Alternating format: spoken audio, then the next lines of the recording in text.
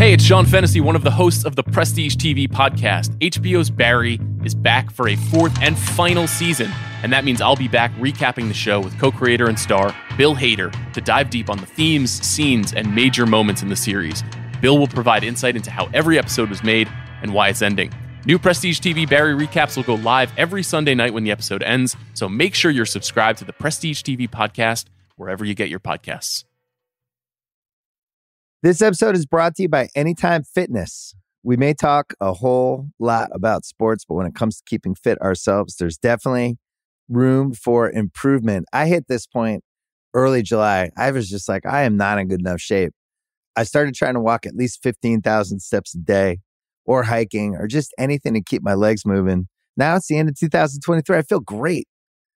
I had a physical 3 weeks ago, and the guy was like, "You're doing great. You're doing better than you were 3 years ago." I felt great. Whatever your goals are, progress is possible thanks to Anytime Fitness. Get a personalized plan and support from an expert coach anytime, anywhere. Visit anytimefitness.com to try Anytime Fitness for free. Start to train for your life. Terms, conditions, and restrictions apply. See website for details. This episode is brought to you by Atlassian. Atlassian software like Jira, Confluence, and Trello help power global collaboration for all teams so they can accomplish everything that's impossible alone. Because individually we're great, but together we're so much better. Learn how to unleash the potential of your team at Atlassian.com. Atlassian.com. Atlassian. Tap the banner or visit this episode's page to learn more. I need support staff to clear the room.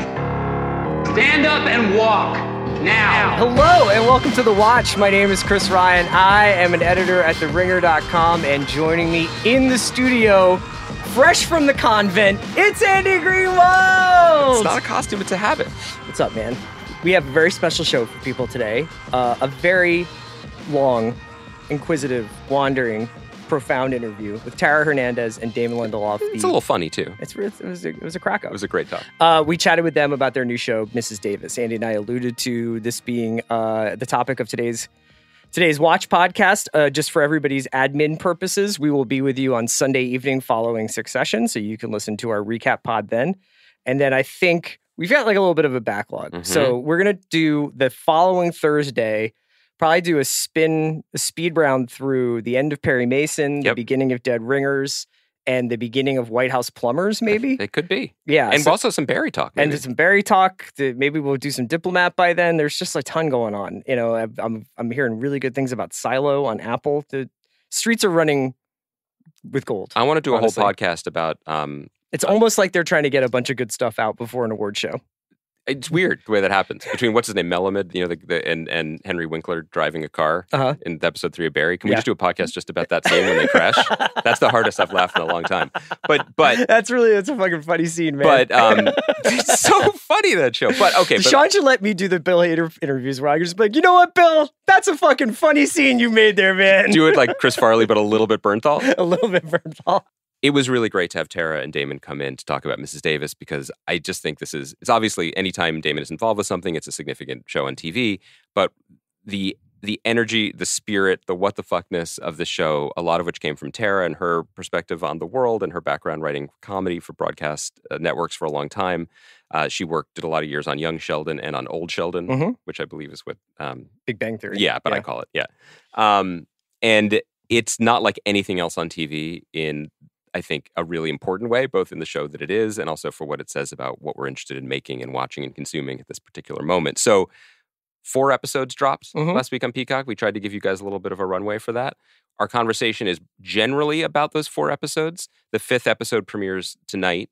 No spoilers to 5, but I think we talked a lot about where a show like this comes from. Yeah, we talked about how does this get made? Shout out to Jason Mantzoukas and Paul Scheer. It was like, how did you guys come up with this idea? Because when you watch the show, I didn't even get a chance to ask this, but I was going to say, like, if you had to say what the show is about, you know, it would almost be impossible, because you can do the 1-sentence version. None versus AI. And then there's the 400-page version, because every episode is so dense with not only plot, but ideas. You know, it's one of the most kind of intellectually robust shows I've seen in a while.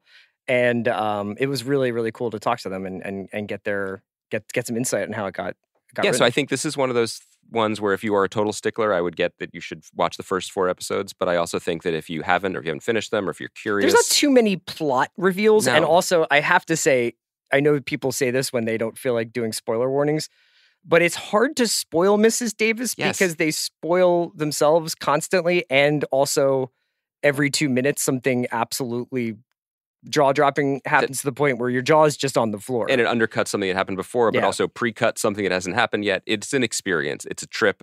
We need more shows like this, not less. And frankly, Chris, we need more podcasts like this, not less. Where just you and I get out of the way and we let Damon Lindelof and Tara Hernandez talk? Yeah, I mean, I just feel like it's time for some Straight Talk Express. So those first 4 episodes are up on Peacock. Andy and I will be back on Sunday night talking about Succession. The following Thursday, we're going to do a speed round through a bunch of the TV that we've been either meaning to catch up on that's coming out, whatever. And we'll probably talk a little bit about the fact that what Aquaman is up to. Just right now? Yeah. Or like in the DCU? No, Aquaman. Also, Chris, I had a question for you. Yeah. Who produced this podcast? Kaya McMullen. Yeah, she did. Yeah, but without her bottle of water. So she's parched. We got to get out of here. That's why she hasn't spoken. But we really appreciate your service. Thank you, Kaya. And let's get into our interview with Tara Hernandez and Damon Lindelof about Mrs. Davis.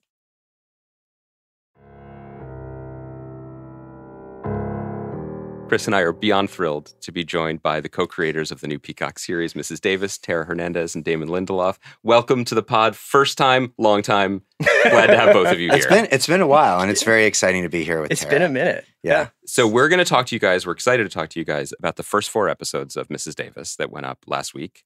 The 5th episode will be premiering tonight. Podcast will air Thursday. We will, no spoilers for that. So we're just talking about the first 4 and a lot of stuff before. So I guess the first thing is I want to thank you both for one of the most original shows in recent memory, except I feel like it's also like 11 of the most original shows in recent memory, which is one of the things I love about it. I think we kind of want to just go back to the beginnings and ask how the two of you got set up. Because Tara, this idea came from you originally. Is that correct? Pieces of it did, yes. Okay. And, as I mentioned prior to recording, I'd never heard of Damon Lindelof or his writing before. No, that's an absolute lie. But I was a writer on The Big Bang Theory, so I come from comedy, half-hour multicam, and sort of towards the end of our run on Big Bang, just sort of looking for the next thing. I had written a script, just sort of on spec, kind of unpacking my feelings about endings, but it also featured nuns and was this dystopic, dark, if I read it now, I'd probably feel like it was like my angsty teenage script because I was just so like wounded that this experience was coming to an end. But it featured these nuns taking care of these children who had expiration dates. So very, very dark. And it made its way to Damon because I think Susan They're like, Rovner, who loves dead kids? Dark Yeah. stuff. The Prince of Darkness, is Sure, that what yeah, they call exactly. you? And so it made its way to Damon, and we were sort of linked up just on a creative sort of general meeting, and he was very kind and sort of supportive of the script. But I think you also said, like, I can't do the dark stuff. Like, I just did Watchmen. This is great. It just might be, a little bit too intense for the moment, which he ended up being right because we then immediately, fell into the pandemic. So this first meeting happened before. Correct. And then suddenly here you are. So it's this meeting, and then it's Rudy Gobert, and then you guys. And then we Give us the timeline. Yeah. It was like I left that meeting with Damon. You were the last meeting in-person meeting that I had. Yeah, we kind of did You that. left the meeting coughing and sneezing. We fist That's bumped, right. and we were kind of like, Yeah. let's be across the room. Oh, when it was Cool. funny. Yeah. I was When like, it was I'll still be Tom, cute. you be Rita. Yeah. It had a entirely different context in that moment. And then 12 hours later. 12 hours later, Yeah. I went straight to the store and bought like just giant bags of grains like we were all So doing. that's where they went. Yeah, Okay. so I just have all the pasta and lentils that Ralph's Studio City could offer.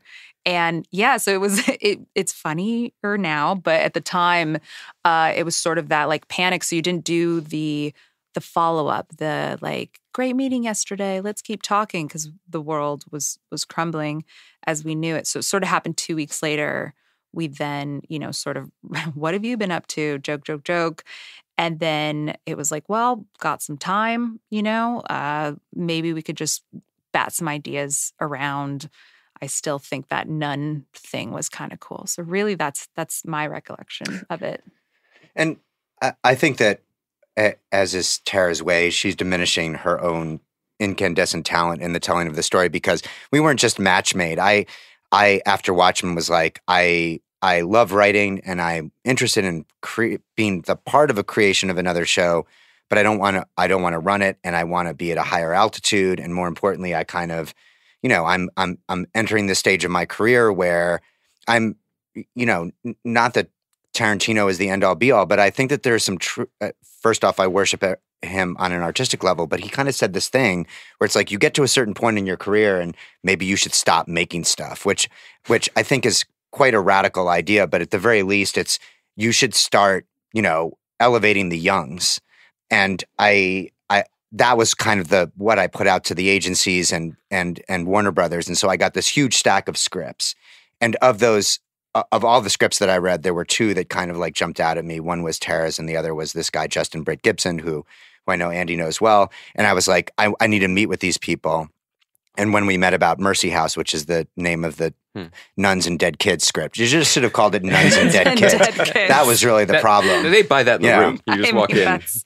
You could see the one sheet for that. I was sort of like, I am looking to escape, especially after having done The Leftovers and Watchmen. It was like, it would just be nice to be in a writer's room where we're just talking about lighter fare. And again, I think one of the reasons that I was so drawn to Tara's writing was I had ripped the cover pages off of the script, so I just didn't know anything about the writer, and I didn't know what their gender was, or I couldn't. It was just sort of like, who wrote this? And then you kind of mixed and matched, and it was Tara Hernandez. I Googled her, and it was like, she's a writer on The Big Bang Theory and Young Sheldon.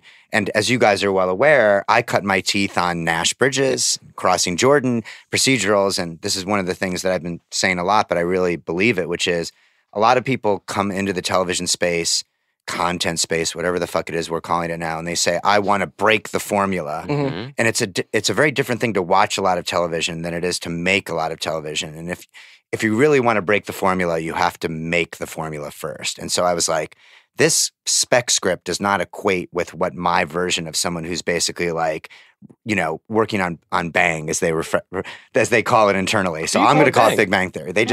She'd be like, back on Bang. That's breaking news right there. We can aggregate that. Exclusive. But so I was like, oh, she is ready to break out break out of the formula, to bang out, to keep banging. Yeah, to keep on banging, to bang it. Tara, was that specifically a reaction to the last 9-10 years that you had spent in that one kind of like creative area to like just try to like shake off a lot of like the learnings you had from Big Bang? I think it's never really conscious. I didn't approach the script from like a formula or even structural standpoint. As Chuck Lorre would say in the Bang Room, he's like, we're writing jazz. Like, we don't even outline. We just go. So as formula. Is he sitting on the throne of money when he says that? He's just like strumming a bass. Yeah, like, he's like, this whatever. belonged to Louis Armstrong. He's got a little soul patch. I've got 10 of them. Yeah, exactly. You can say that. I need a job. And so, I've written, like 174 episodes of a multicam series. Of course, you're just going to, through experience and osmosis, write a certain way. But I think more than that, it was an opportunity to write closer to the things that I watch. And, I love genre and drama and, the supernatural. So it was more about getting to, and I love multicam and I love comedy, but I just thought I want to inch closer towards things that I'm seeing other creators do that I think I would consume myself. I'm really interested in that idea of it being a moment when you were curious about breaking out of a certain way of writing and a certain creative box that you had been in for a long time, at a moment when it felt like the entire world, if not industry, was breaking and was broken. And if that gave, to your mind, a different tenor to the early conversations and the spirit of what was possible, because there is an undeniable creative spirit of the show that we'll talk about more when we get into the specifics. But I wondered how early that began to make its presence felt. I mean, I think, you're talking to two people who really sort of did their things for a long time, made, as you will say, Damon, like made the food that we made, and in that flavor profile. And then it was sort of like we just needed to bust out. I'm suddenly still a writer on Young Sheldon, but I'm at my home, on audio Zoom, during the day. And so you kind of come into this creative space where you feel so, scared and stifled about the way that the world is shaping up, and what our role as creatives are in that is to like give people some amount of, escape, out of body experience. And I think we were both just hungry for that at the time. So we really just knew that this show was going to be something that was going to give people lift, as we like to say. It was the simultaneous feeling of, to Tara's point, this idea of lift. And I think that we've all heard this word, and we're all drawn to it actually, which is like, I think like the number one sort of like buzzword that I've heard over the course of the last 2 decades in my adventures in writing is the word grounded, you know? And I think like it's a very, for someone who semantics matter to, and you basically go like, here's this word that for the first part of my life meant I was in trouble. I'm not allowed to leave the house. I've done something bad. You're grounded is now the thing that I'm aspiring to, that I must achieve in order for people to like my show. And what I think that is being communicated by groundedness is like some degree of like relatability. So it's like you watch something like Succession, and it's like, how do I relate to the Roys? And no one ever stops to think like, but do we need to? Like is the thing that makes that show interesting the fact that they are on Olympus? That you can see yourself in them? That they are the Olympians? Like there's a legacy of storytelling there too, where it's like I want to hear stories about people that I don't necessarily see myself in, but I can still understand their emotional pathos. And so we were really looking to just feel like a sense of like, how do we not talk about what we're talking about? Because every conversation that we have, I'm walking my dog on the West Side, Tara's walking her dog in Studio City. We're having these conversations until our earbuds, battery power gives out.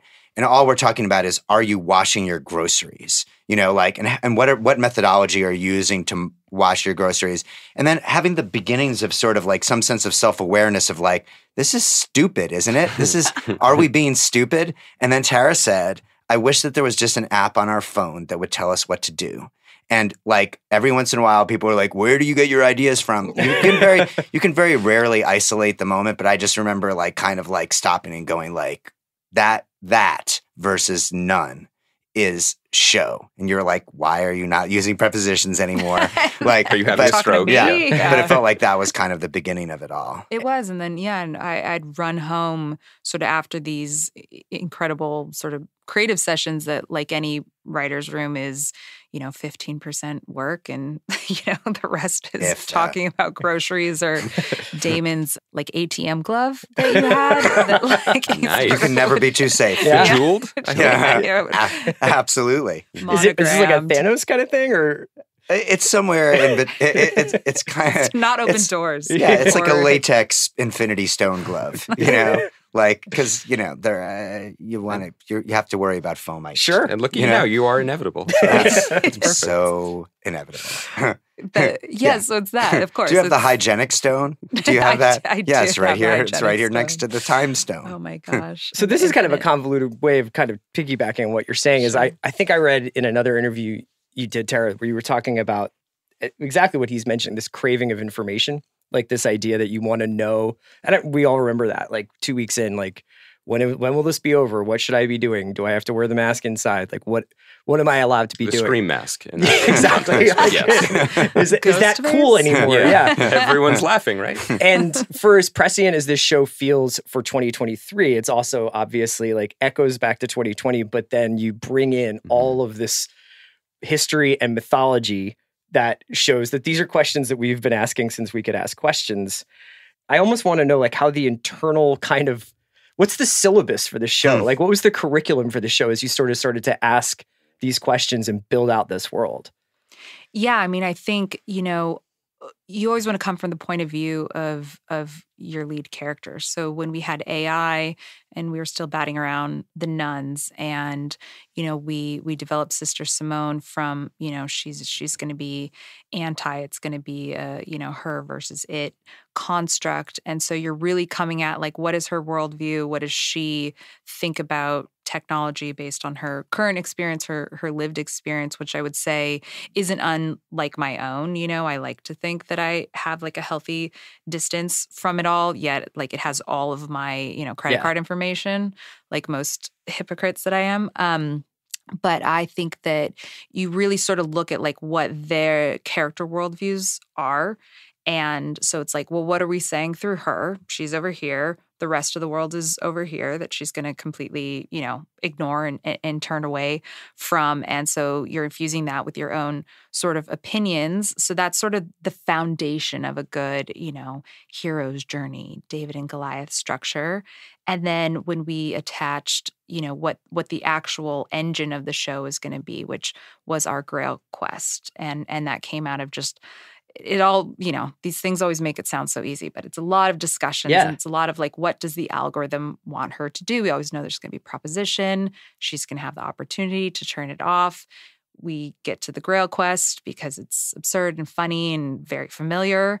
And so I think sort of when you introduce that element to it, you're like, this is a quest for the Holy Grail in this modern technology show. What are the expectations of that part of the journey? What are the Grail expectations, as we called them, in the room? And that's kind of holding the DNA of the whole thing. And I think that in terms of the syllabus, there are, I think, sort of like quite obvious, filmic and television influences in the weird sort of overlapping Venn diagram between Tara's and mine's sensibility. Obviously, Black Mirror, I think, is something that we talked about a lot, just because in terms of like, how do you do storytelling about tech where the tech is actually kind of off camera? Right. And Black Mirror was also kind of like doing something tonally, whereas like, can we be a little bit weird? Can we be a little bit funny? Can we be a little bit more horrific? And sort of like saying all of the above. But there was this book that we read called You Look Like a Thing and I Love You, that was about how stupid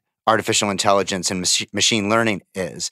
And that book was kind of a revelation for us, because the story of AI and how smart it is and how sophisticated it is and how it can do, how it can think so much more faster and effectively than humans can.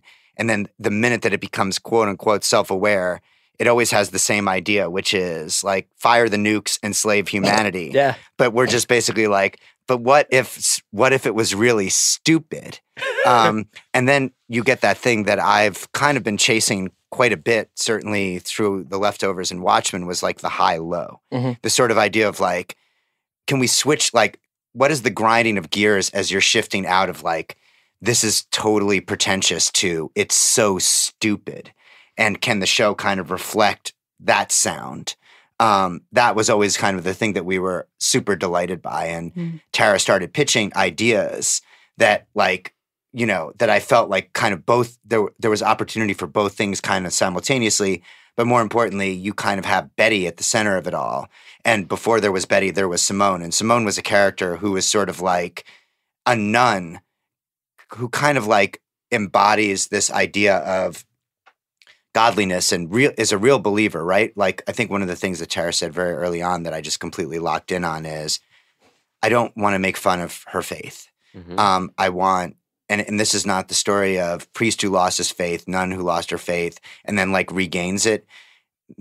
No spoilers, but by the end of this, the faith is even stronger. And I was like, yeah, that felt like it was going to be harder and more interesting to do.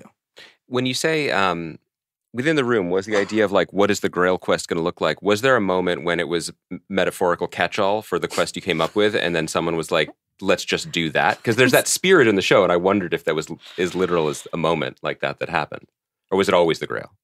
I mean, we knew, I think sometimes you come into these creative situations where you know what it isn't, and you're sort of like, and for us, just because we're such fans and because we just love to consume media or content or whatever we're calling it these days, it's, you see what's been done and you're sort of like, okay, we know this definitely isn't like the Holy Grail's been inside of her the whole time. You know, we kind of had these sort of like, we're just not interested in those things, either because they've been done very successfully or been done multiple times. So we were very clear that the Grail was going to be an object in our world that Simone was going to chase. It just felt like we don't want to pull that rug out.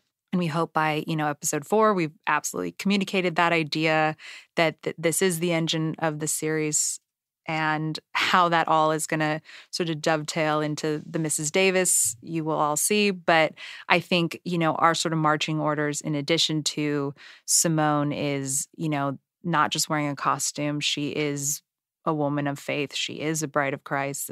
We're going to play this real to her experience. We're also like going to go get this thing. We're going to go get the Grail. And at the same time, sort of like very interested in the question of like, why would an algorithm want the Holy Grail? Right. And that's certainly a question that we feel that the show has to answer, but before the season is over. But I think that there are television shows that try to say we're not television shows. And that is to say, they function in a space where no other television shows exist. And so it's like on The Walking Dead, they never say the word zombie. And that's a choice, right? Or Last of Us, they don't say it either. Right, exactly. And so that's a choice. And in our show, immediately we were like, okay, Dan Brown novels exist. Indiana Jones books exist. And like, so how do we let the audience know that we know these things exist without turning to the camera and sort of like monologuing? Because there is like a level of meta now where I think that meta has kind of turned a corner, where it was cool when Sam was doing it. Hey, Sam, I know you're listening. I hope you're listening. And now it's sort of like meta for meta's sake. And it's like, it's kind of look at me, it's kind of like, hey, look, I'm on the diving board. Like, look at me, look up here. Look, I'm about to, I'm about to do something, versus like just, fucking belly flop in peace. But that spirit that you're talking about, I wondered how deep the awareness of the meta goes, because this might be a little inside baseball, writer's room baseball, but there's a phrase that you guys know that can come up in a writer's room, which is, this is tiny town. When there's like, only 3 people who are doing the same thing. And when I'm watching your show and the two main characters are reunited and they used to be lovers and they also share part of the same liver, I was like, this is a creative team being like, fuck that, the town's tiny. We're telling a story on TV. How tiny can tiny town be? And owning and steering towards it. And I wonder if how big can that liver be is the question. That's the second question. Great question. Who's a drinker? Right. But so within that question, I guess there's 2 questions. One is just like, how deep did that meta conversation go? And then the specifics of like the spirit of like, let's just, instead of breaking or grounding it, let's let's just push the gas pedal and like tell the story we want to tell. Yeah, I think the one, that maybe got brought up the most, writerism that got brought up the most often is like hat on a hat. Right. And we're kind of like Mrs. Davis's hat on a hat, Yeah. And so, hey, 1 decapitation, gory. 2, do they know what they're doing? And 3, events with the head, which we won't spoil, is like, that's Mrs. Davis. But then later it's like, maybe they weren't really decapitations anyway. Weren't. Maybe it was all filmed. Like, That's Mrs. Davis to me. 2 fake ones. So I think, we talked about it a lot, and, to Damon's point about formulas, an awareness of just like, yes, this is a Grail quest. We're going to acknowledge that the Holy Grail is a MacGuffin most times in, literature and cinema. What are we going to do about that? And sort of being willing to kind of play ball, like Damon did with his own work, with a hatch, with an island. There had to be a ton of self-awareness. I think it's called like Gone or Plane Crash or something. Yeah. Found. Phenomenal. It's I've heard it's all right. But I think that too soon, guys. Too soon. I just want to dig up the old It's wounds. been fucking 13 years since it ended, and it's still too soon. Still raw. But I think that, and I will say it is interesting because you had sort of a room who are such fans of Damon's work and the Big Bang, and sort of, so you kind of have to say like, yes, intensely proud, but like willing to like poke fun at ourselves as well. And just, these tropes. And so like I said, we had a list on the board in the writer's room that we said, what does one expect out of a Grail quest? What does one expect from the narrative here? And what I would say is, we can't say enough amazing things about our collaborators. And obviously that writer's room birthed a lot of the show. Tara and I, we wrote the pilot together and then had to pitch like this, this kind of like quarantine deck to all the sort of like executive structures around town, the streamers and the networks who wanted to hear it. And in that pitch, the deck pitch, we did reveal a lot of things that don't happen until the finale in terms of sort of like, this is what Mrs. Davis is. This is what Mrs. Davis was created to do. This is why Mrs. Davis is seeking out the Grail. This is whether or not the quest that Mrs. Davis is offering is legitimate or illegitimate. We had all of that. And so the writers in many ways inherited that. But then the next thing that happens is that the writers want to feel a sense of authorship.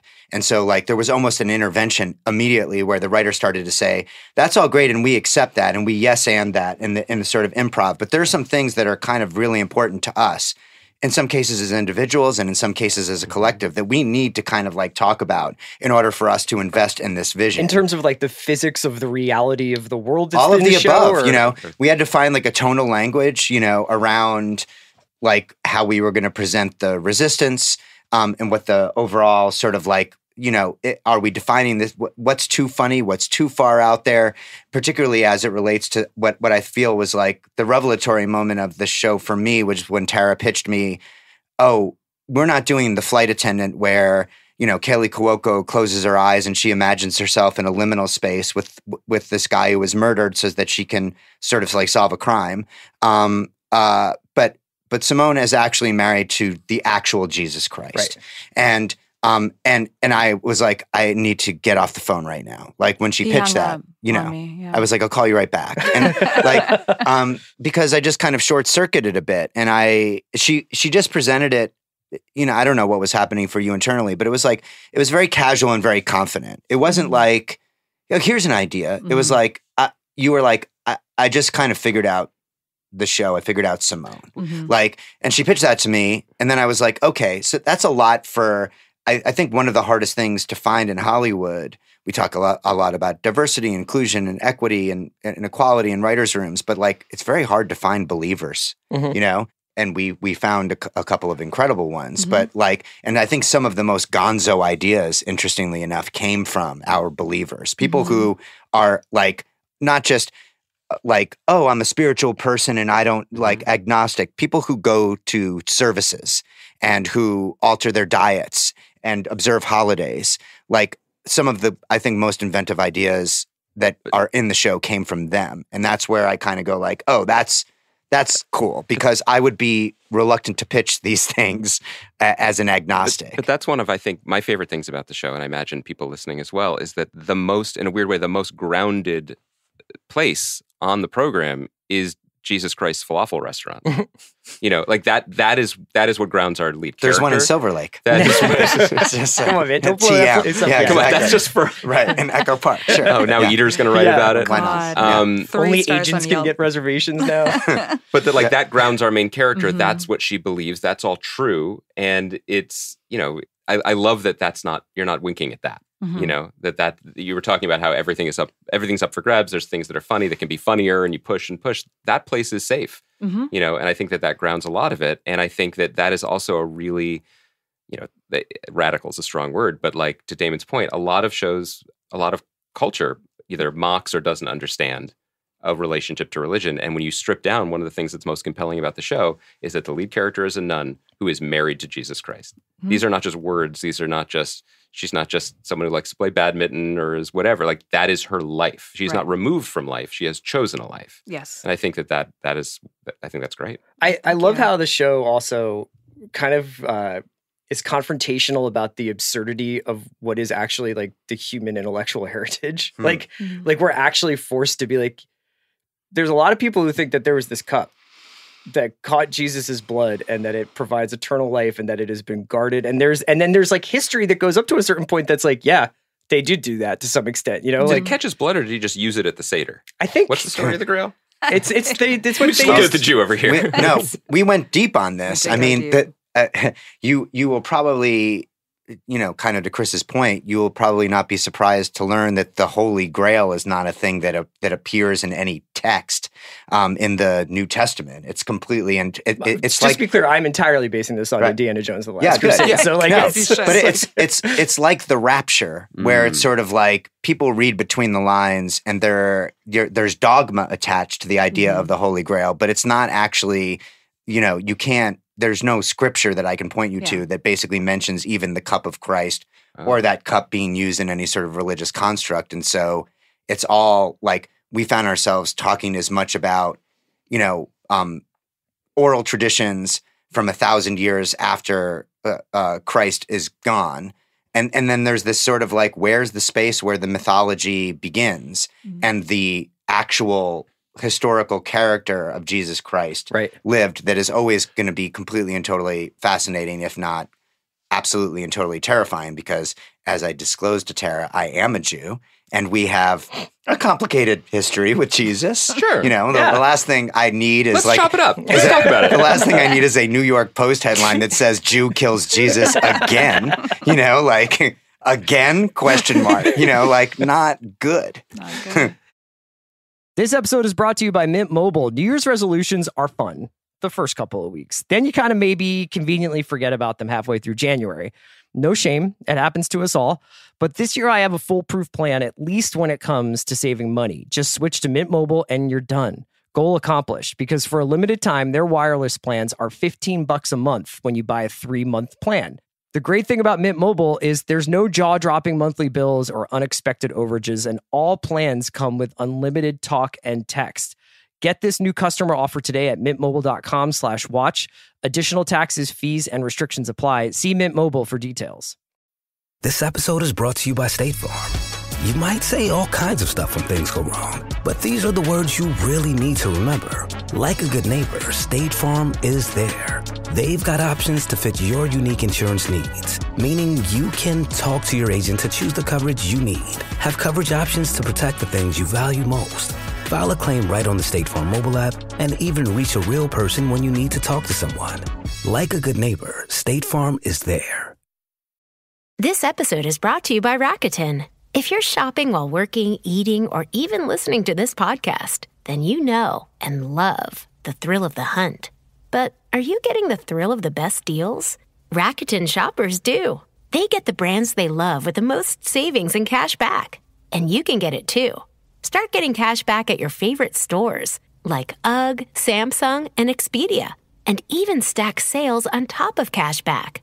It's easy to use, and you get your cash back through PayPal or check. The idea is simple. Stores pay Rakuten for sending them shoppers, and Rakuten shares the money with you as cash back. Download the free Rakuten app and never miss a deal. Or go to Rakuten.com to start getting the most bang for your buck. That's RAKUTEN. That's Rakuten. If you went on a road trip and you didn't stop for a Big Mac or drop a crispy fry between the car seats or use your McDonald's bag as a placemat, then that wasn't a road trip. It was just a really long drive. Ba-da-ba-ba-ba. At participating McDonald's. I do want to talk about some of the specifics and certainly like your amazing cast and especially about Betty's performance. But I did want to just turn back a little bit to what you guys were talking about in the origins of the show, because it's fascinating to me that so much of the early conversations and the spirit was informed by the pandemic. Mm-hmm. And yet you release the show into a moment when everybody is talking about AI, and that has suddenly become what we talk about. And as someone who is completely to his bones uninterested in AI, I'm not interested in ChatGPT. I don't care. I can't believe people are feeding into this obsession. I'm so thrilled that your show fights the right enemy.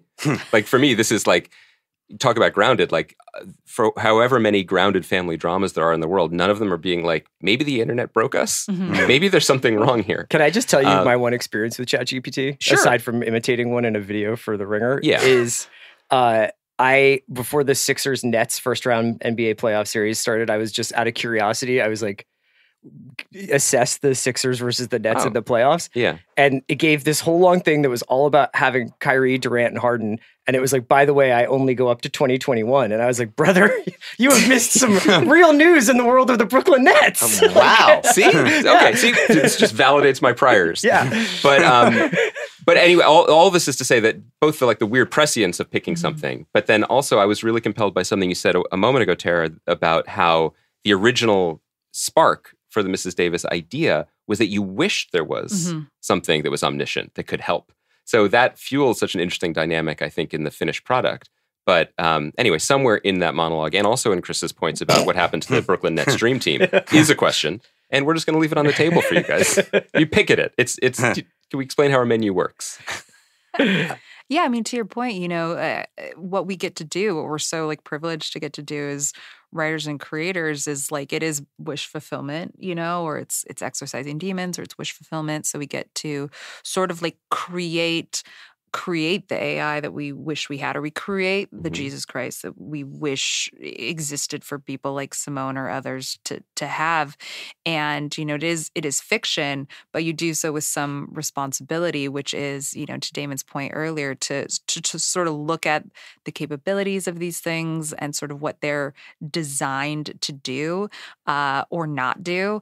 And sort of we wanted to be authentic to that, but we thought, why not have something that we ourselves are lacking? And what we spend a lot of time exercising with our writers, sort of what would you use it for? Let's bring in some personal statements. Let's spend a day sort of, how would you trust Mrs. Davis? And I will say, in the course of the 3 years developing the show, because we didn't have even open AI in the conversation, people were really arms folded, more like we are, no way, there's absolutely nothing. Then it was, well, there's a situation with my neighbors and I could just use some help navigating, the dialogue with that. And two, yes, just tell me exactly how I need to get my neighbor's tree off of my property, sort of thing. So it evolved much more quickly than I imagined. But I think, hopefully the show says, yes, this would be amazing and great, but we're not there yet.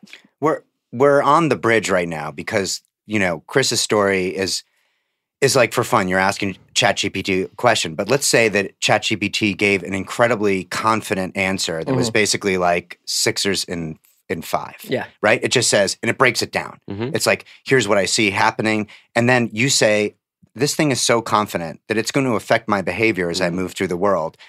I now believe what it said. Once you believe what it says, then it affects your behavior. And your behavior is now maybe you take out a mortgage on your house and you bet it on the Sixers. And you bet it on the Sixers in 5. So it jumps to the real world. Right. Yeah, exactly. But this is kind of what God has basically done for millennia.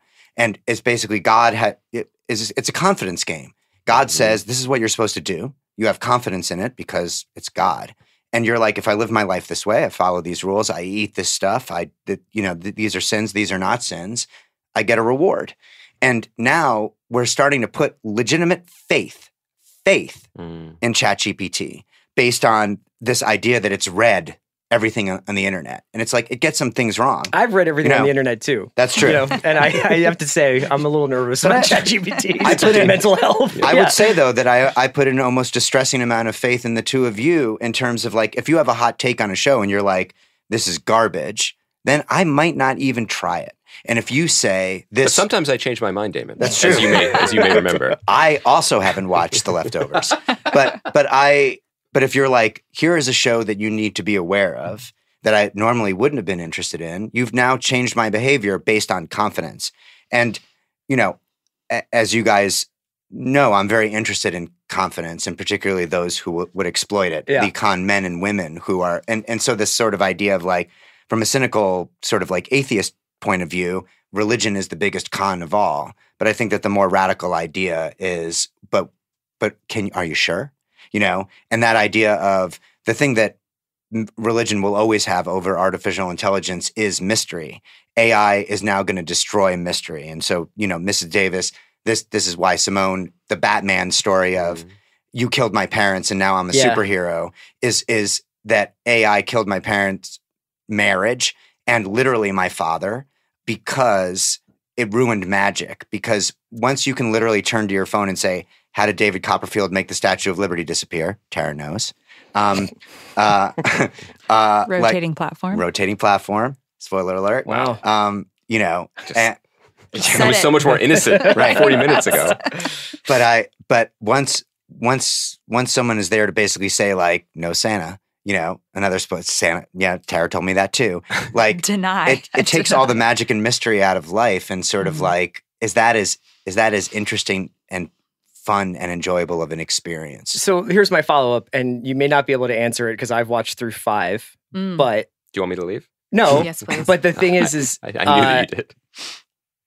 In the first 4 episodes, everybody who is a proxy for Mrs. Davis, most people not Wiley and Simone and Jesus, who are in the show, seem pretty happy. Mm-hmm. And so the flip side of this is that, like, I love the twist where it's like, at this point in 2023, I would say most people either consciously or unconsciously are being slightly driven insane by their phones.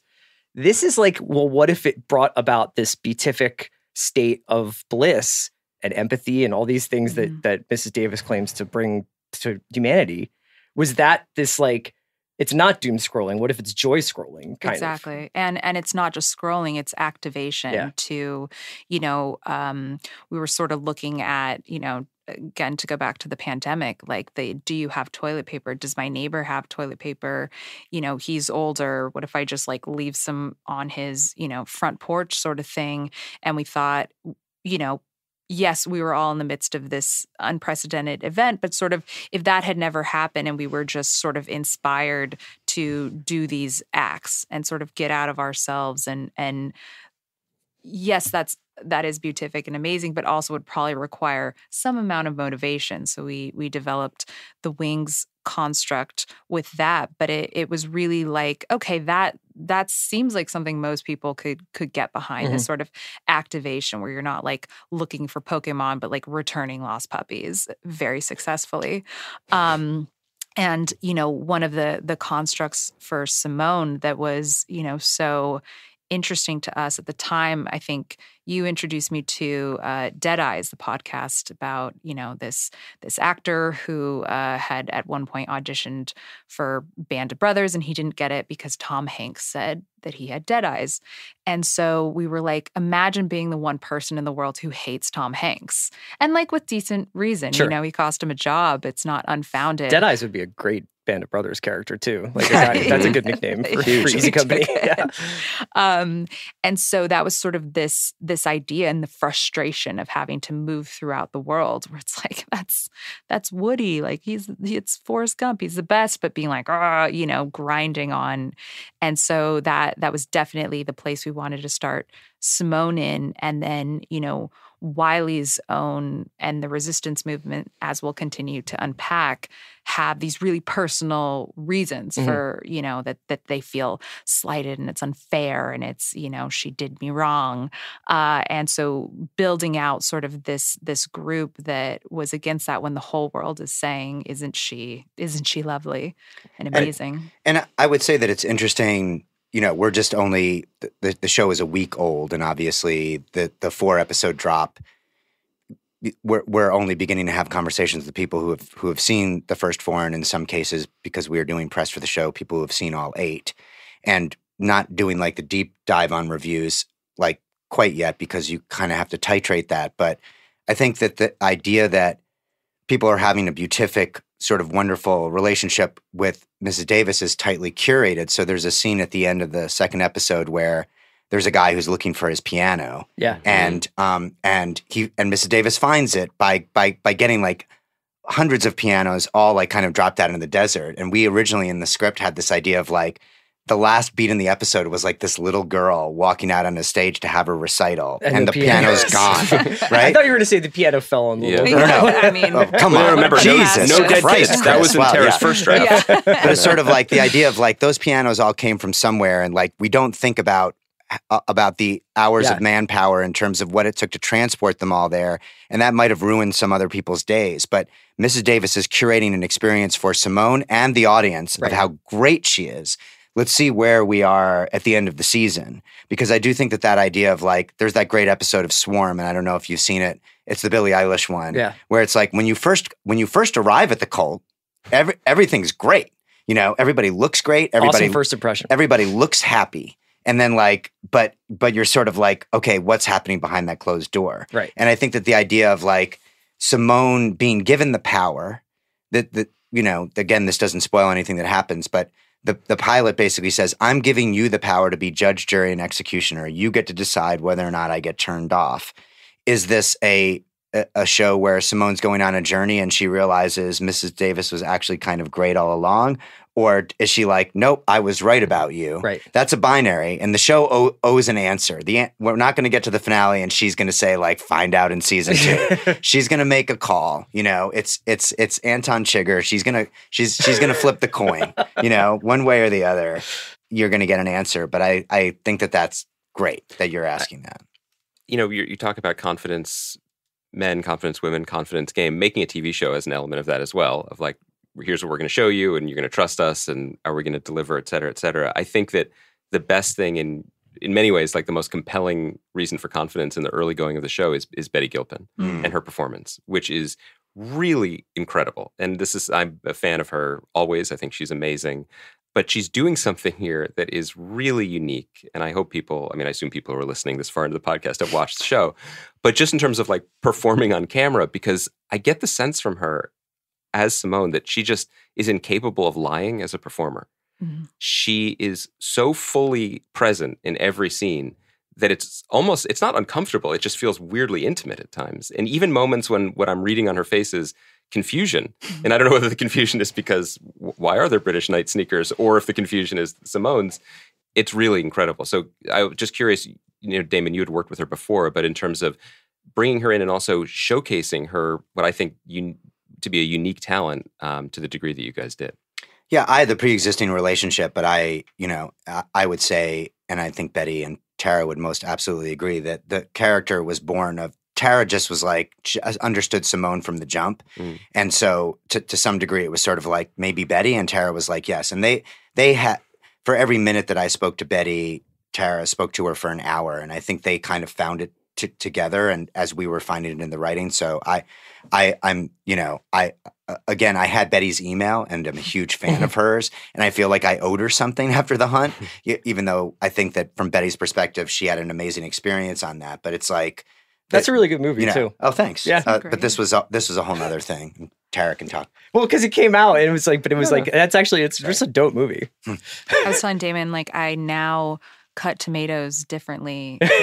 Hilary Swank used the bread knife, so that forever. Yes. Thank you, Nick. That forever changed tomato game in my household. But yeah, the show just doesn't work without Betty. I mean, we could do all the things and not to discredit any of the creatives or the rest of the cast, but she has to hold so much, and she has to be able to do so much. And I had never worked with Betty. I've seen her work. I know she's a brilliant performer, but you kind of don't know until you show up, like what she's gonna do, how she's interpreting this character. And it was what I expected and nothing I expected at all, because she is, to your point, she's just such an honest performer, and she just gets in a moment and she's there. But I know she's layered that on top of all kinds of work, and she's, studied the piece. And so it has this magical quality of like, yes, is she surprised? Is she surprised that she's crawling around or crying or yelling or snarling? Or eating an entire cake. Or just shoving the cake in. And I think the nature of how we made this show was, we shot it entirely out of order. We did our pilot, but then from there, just the nature of the production on it, how we were turning in scripts. Betty, we asked so much of her. We needed her to get to the end of the journey emotionally and do some things at the end of the journey and then backtrack it. So I think there was almost no choice but to be in that and to be grounded in the relationships that she had, like you said, with Jay.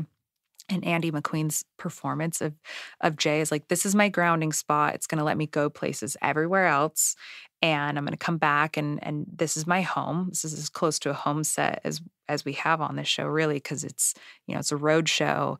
And I think she was given an incredible, playground by all the creatives, including our director, Owen Harris, and Alethea Jones, to just like dig into that sandbox. And she digs every day. Like she's just someone who shows up and goes there. And I'd, either be on set or get dailies back and be like, oh, what am I looking at? But it's always the right thing. It's like exactly the right thing. Do you feel like, because I would imagine in I don't know if say a more typical version of this, I don't know what that would be, but a performer might be like, can you walk me through why I would do this? Or can you explain to me what's actionable in this? Or what do I want out of this scene? And the thing is that you sort of wrote around that by having Simone constantly ask the question that maybe the performer would ask. It would either be explaining what she's doing or asking why she's doing it. I mean, it is actually like 60% of the show is people discussing their motivations for doing things or why they're being sent here when they should be going there and who they're doing it with. And does that make it almost easier for a performer, you think, to execute what you're asking them to do? I mean, I've never been a performer. I could only assume so, especially because we gave her falafel restaurant to have those intimate moments of, it's The Sopranos, it's using therapy, but it's, in Simone's version, prayer to like get under the hood on her. And we as the audience have that. But, Wiley doesn't know like what the hell she's doing, and she can move about the world in such a way with some confidence because she's got her, her direct antenna up to the big guy and she's saying like, hey, I'm feeling insane. Yeah. Like, can you help me unpack this? And he's calming her down and then she can move through the world in the way she does. But Betty is so inquisitive and she's so understanding. And I think what I witnessed and can guess about her performance is, because we gave her a family history. I was so interested in like how a modern woman becomes a nun that the first question you ask is like, who are her parents? Like who raised this person to, send her off into this life? So she had, Lizzie's childhood upbringing as, a foundation, and then would just ask every question in between. And then sometimes you use that and sometimes you throw it out depending on the day. I think, obviously, we're talking about the first 4. There's 4 more to come. At this point, I think I know better than to ask, hey, can you tease what's coming next? Because I think that kind of spoils the fun. I kind of wanted to ask you guys to close on like kind of just a bigger picture question, because I'm really, from the beginning, was really fascinated about your partnership and also, Damon, something that you just jumped right in and said, which was that you had such experiences, different experiences, but experience in the TV minds, making the thing. And we're at a moment when I think even the world that, Damon, you have been in more recently, like the prestige world, in many ways feels as formulaic as a broadcast sitcom. Now, that's not to disparage broadcast sitcoms. It's a great formula and it makes people really happy. But they are following similar beats and they're following and mining similar grounded terrain, or the opposite of grounded. They're just about elves or zombies. We don't call them that. No, we don't call them that in this status or on this podcast. Right. They're formerly alive people. Yeah. Formerly alive people or pointy-eared folk. Yes. I guess in the state of the industry, such as it is in this moment on the precipice of maybe a strike, just like the what I really responded to was the almost joyful what the fuckness and the running towards the bigger, weirder, stranger, crazier idea. And I guess I'm curious what that meant for you both creatively during this weird period in which you made the show, but also looking forward at the TV landscape as a whole. First off, we really appreciate you saying that, because that's certainly something that catalyzed us. And, part of managing a show like this, and again, this is a show that we co-created, but it is a show that Tara ran. And so I had the very unique experience of watching someone who'd never done that job before do it. And I mention this because this is not sort of like a, look at how humble and gracious I am. I was not neither of those things. It was tough because I'm used to being like, that's the idea that I like and that we're chasing. And it is a faith-based experience to essentially, it would be great if Tara and I agreed all of the time, but if we're not in agreement on something and she looks at me and says, this makes sense to me, then I just go like, okay, done. We're done talking. In the same way that I got off the phone when she first pitched, I think that the most important idea of the show, and I was like, I don't I'm really scared of this, but Tara's got the wheel. And so it's not, we're taking turns driving so one of us can sleep. Tara's driving. And so I think that I'm going on and on about this is like, that's why the show maybe feels original, is because you're watching someone who's never done it before do it. And again, this earlier idea of like, but she had enough institutional experience to know how to make television. And so a lot of the time, if you just go in the room, particularly if you've been doing it, you know, I've co-created 3 shows before Mrs. Davis and worked on, you know, 5 or 6 different shows. For me to go in and say like, I want to do something original. And for me, the bar of originality is it's not based on pre-existing IP. Therefore, like, I certainly wanted Watchmen to feel original, but it's called Watchmen. It was created by Alan Moore, who wants to kill me, you know? Like, and so like almost all of the ideas, if not all of the ideas, the genesis of them was based in someone else's creative realm. Yeah. And so like, just because Mrs. Davis was born out of non-pre-existing IP, we are constantly referencing Tarantino movies and episodes of Black Mirror and, you know, like, and Dan Brown novel. Like, we're still finding unoriginal ways to articulate these ideas in hopes that it will feel original. If this show feels original, it's because of Tara. Full stop. It's just true. End podcast. That's it. Well, thank you so much to both of you for coming, and thank you so much for making such like a breathtakingly original and really quite amazing show. I hope we have a chance to talk more about it once we've seen more. Great. Yeah. Once we have a couple more exploding heads. I think we're about to have a lot of time on our hands. Yes, I think we all. Yeah, exactly. You guys think about podcasting? It's pretty cool. You don't have to write anything. Thank you, Tara and Damon. Thanks so much for having us, guys.